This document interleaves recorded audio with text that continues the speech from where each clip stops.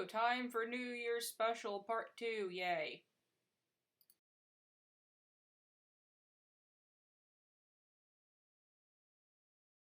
Hello! Happy New Year Part 2!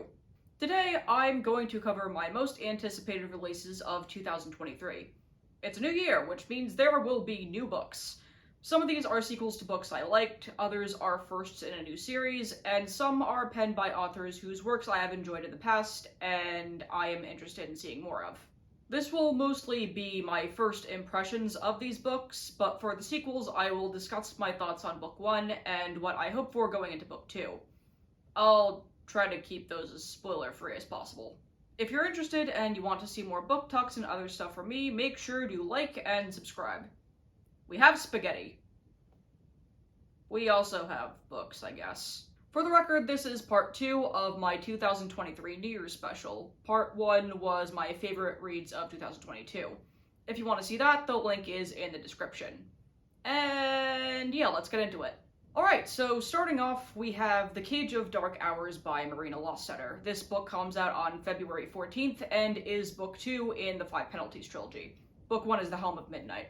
The story starts with a group of thieves making off with the funerary mask of a notorious serial killer. But as the main character Krona tries to hunt down the person wearing the mask, and as the case unfolds, there are a number of truths revealed pertaining to the true nature of magic and the nature of the five gods. So, book 2 is dealing with the aftermath of that, I'm assuming. There's a lot to unpack with The Helm of Midnight, but the thing that has me most excited for book 2 is the world building, which I also touched on in last week's video. There's strict magic laws with penalties associated with 4 of the 5 gods, if I remember correctly. There's also time currency and enchanted masks imbued with a person's memories, and the list goes on. Aside from being interested in where the story goes next, I am also eager to see more of the world, and I'm glad that the wait is almost over. Yay! Next up is The Will of the Many by James Islington. This is the first in a new series from the author of the Lycanius trilogy and releases on May 23rd. The adopted son of a prominent senator is trained to enter the prestigious Katenan Academy in order to discover the Academy's hidden agenda, along with a few other things the Academy's principales may or may not be hiding. The Academy has a rigorous syllabus already, but in order to excel, one must learn how to use will. A concept that encompasses one's strength, drive, and ambition, and can also be given to someone else. There are some who use will to assert their dominance over others, but there are others who also wish to destroy the hierarchy. I've said this before, I'll say it again. I loved the Lycanius trilogy. The characters, the themes, the twists regarding the world and its history. Having said all of that, I can only imagine what kind of crazy stuff is going to go down in this new series. The magic system already sounds wild, and who knows what the characters are going to do with it. The character names and settings are also giving off a Roman Empire kind of vibe, so that's interesting as well. So yeah, I'll be patiently waiting for this one. Next up is Labyrinths Heart by M.A. Carrick. This is the third and final book in the Rook and Rose trilogy about a con artist who tries to sneak her way into a family registry so she can take all their money. Oh, and she gets involved in nightmare magic, I guess. Have I read book 2 yet? Nope.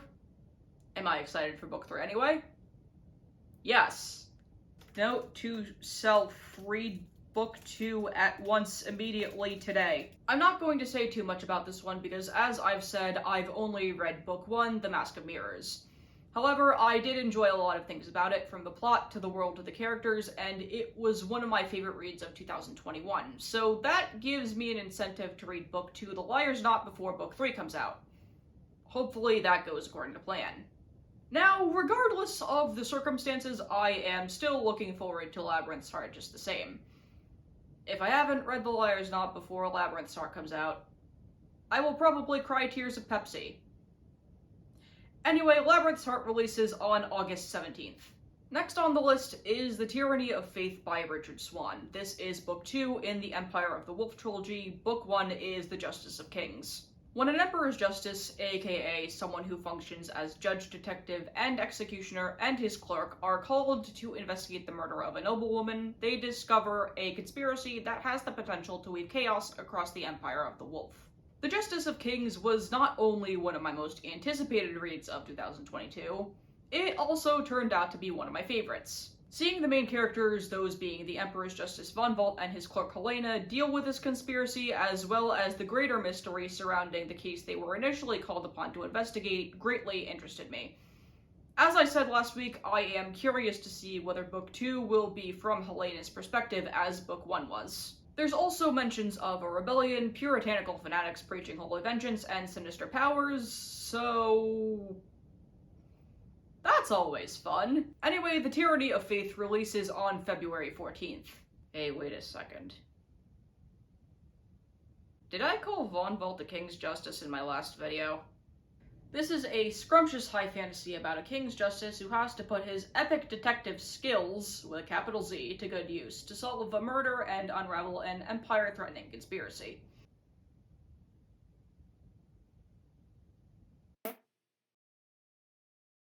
Next up is 7 Faceless Saints by M.K. Lob. This is the first in a new series and comes out on February 7th. The city of Umbratia is ruled by saints and their disciples, all of which are on a power trip. The main character, Rossana, is a disciple of Patience, and after her father's murder, she joins the rebellion and comes face to face with Damien, a boy from her past who also happens to be the youngest captain in the history of Palazzo Security.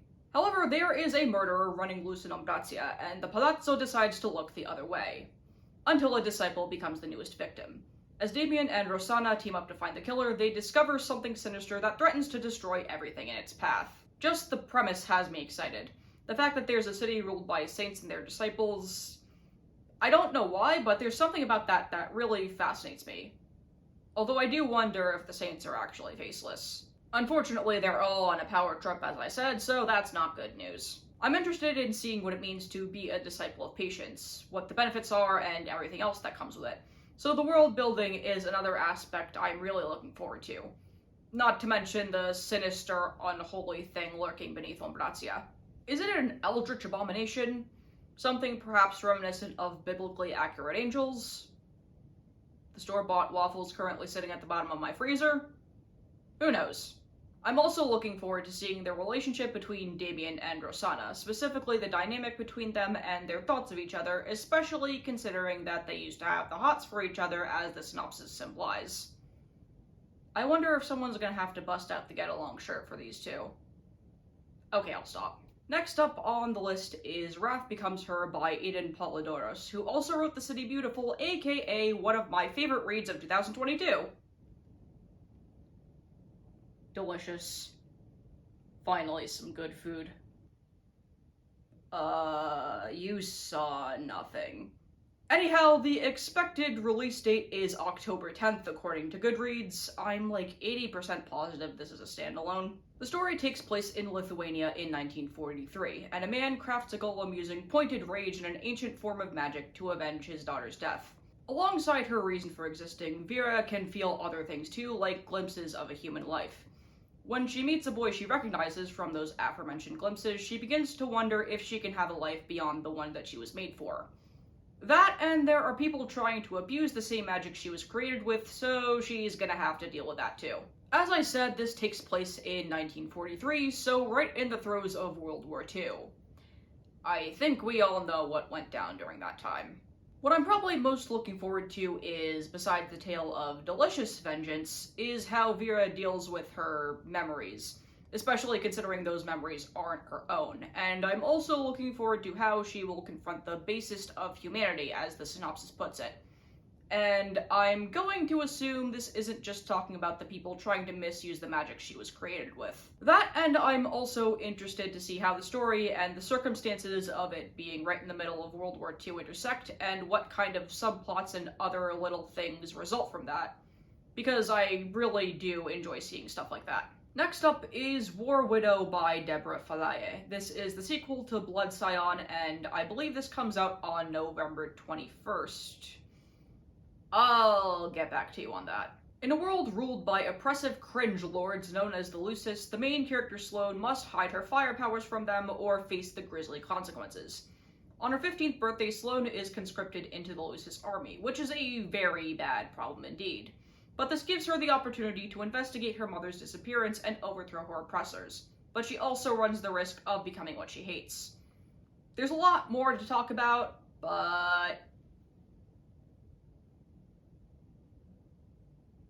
I have a lot of thoughts going into book 2. I'm still kind of shook over the ending of book 1. There were a lot of twists I didn't see coming, and I also was not expecting the title of the book to refer to one of the last people I expected it to refer to. Book 1 ended with a bang, and there was quite a bit of fallout as a result of that ending incident in the last pages. So I'm looking forward to seeing how Sloane deals with that, and also how she gets herself out of trouble, because... bruh. It appears I may have to wait a while to see what happens, but I eagerly look forward to the second half of this story. Also, the Lucis need to just... disappear. Alright, the last book on this list is The Daughters of Isdehara by Hadir Elsbai. This is the first in a new duology and releases on January 10th. Which is tomorrow. Wait, what? Nahal is a water weaver, which means she can bend and shape water to her will. And her greatest dream is to attend the recently opened Weaving Academy, so she can join the first all-female military regiment. However, her father is deep in gambling debt, and she's married off to a wealthy merchant family instead. It doesn't really help that her new spouse has the hots for someone else. This someone else is Georgina, a broke bookseller with uncontrollable powers who's also part of a radical women's rights group. Their circumstances bring them into each other's orbit right as tensions are rising with a neighboring nation who seeks to get rid of the magic called weaving. It's a good thing this comes out tomorrow so I can smell it. I was interested from the moment I first read the premise, and if the story has a good premise, then I'm sold. I'm really looking forward to seeing how the story of two women fighting for their rights will intersect with the backdrop of a potential war. Also, I'm not gonna lie, you had me at women's rights. At a first glance, the magic system seems to be based on the 4 classical elements, with water weaving and earth weaving both being mentioned in the synopsis. And I'm curious to see how this neighboring nation trying to get rid of magic is dealt with, and how they're gonna go about their business. I mean, good luck, you're gonna need it. So, all in all, I am very excited for this book. So those were my most anticipated releases of 2023, and that concludes my New Year special. If you enjoyed this video, make sure you like, share, and subscribe. And if you made it this far, let me know what your most anticipated releases for this year are. And yeah. Thanks for watching! Seeing the main characters, those being the Emperor's Justice Von Volt and his clerk Helena, deal with this conspiracy, as well as the greater mystery surrounding the case they were initially called upon to investigate.